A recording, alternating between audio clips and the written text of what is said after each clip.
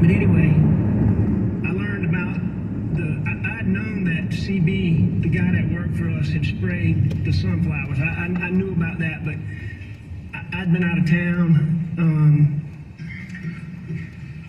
I didn't know they were dead. Paul let me know they had died. So we had to replant the dove field. That's that dove field, which the dove field is just a big social part of having property. People would come, and it's just a social big part of it. So the dove field was a big deal.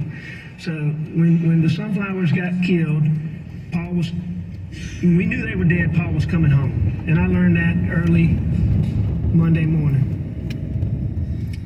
And did and we'll catch back up, but at some point in time, did you meet up with Paul? Yeah, after work, I met Paul at the property. And we're going back to Phil and talk about more of the day, but I just want to focus in on that evening right now. Okay. When Paul gets to the property, what do y'all do? First thing we do is we go to the dove field, and we look at the dove field, and